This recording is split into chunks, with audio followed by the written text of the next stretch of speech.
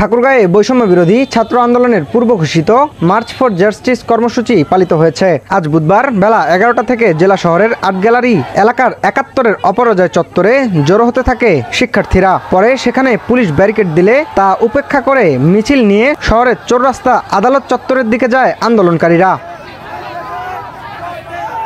পরে পুলিশ আদালতের মূল ফটকের সামনের সড়কে ব্যারিকেড দেয়। এ সময় শিক্ষার্থীরা আদালত চত্বরে যাওয়ার চেষ্টা করলে পুলিশ তাদের উপর লাঠিচার্জ করে।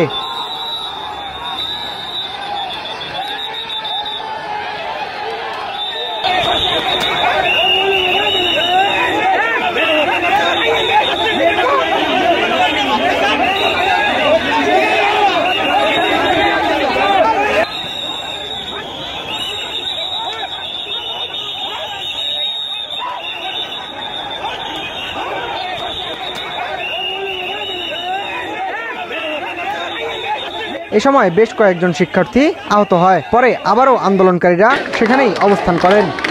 পুলিশ কেন আমাদের উপর হামলা করলো? আমরা তো সুষ্ঠুভাবে আন্দোলন করতেছিলাম, তাহলে আমরা কি অন্যায়টা করছি? কেন আমাদের ভাইয়ের মাথা ফাটাইলো? বিশৃঙ্খলা করিনি, আমরা বলছি আমরা সামনে এগাবো, আপনারা আপনাদের ডিউটি পালন করেন। ওনারা আমাদেরকে লাঠি দিয়ে যেভাবে আমাদের ছোট ভাইদের মাথায় বাড়ি দেন, আমার ভাইয়ের তাজা রক্ত আমার আমরা শান্ত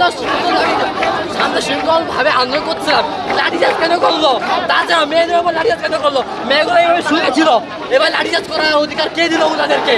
কে দিল ওনাদেরকে? ছাত্রদেরকে লাঠিচার্জ করার অনুমতি কে দিল? ঘরে মা বল না, আমরা একটা যৌক্তিক দাবিতে নামছিলাম। আজকে এই যে এখানে দেখেন কি অবস্থা হয়েছে, দেখছেন? দেখেন আমাদের এই ঘরে নাচতেছে না।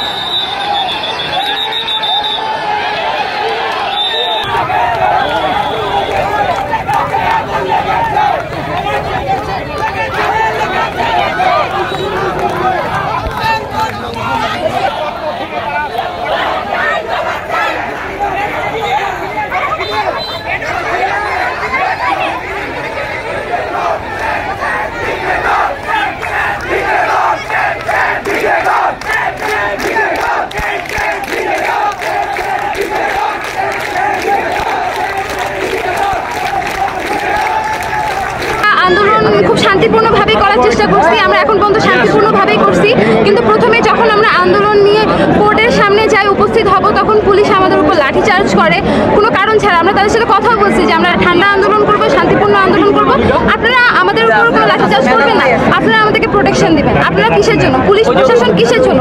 পুলিশ প্রশাসন আমাদের প্রোটেকশন দেওয়ার জন্য, কিন্তু সেখানে তারা আমাদেরকে প্রোটেকশন দিচ্ছে না, তারা ওটা আমাদের উপর লাঠিচার্জ করলো।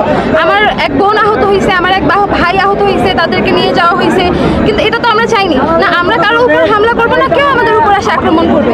আমরা খুব শান্তিপূর্ণ ঠান্ডাভাবে আন্দোলন করতে চাই, কিন্তু আমাদের সেখানে সরকার থেকে শুরু করে প্রশাসন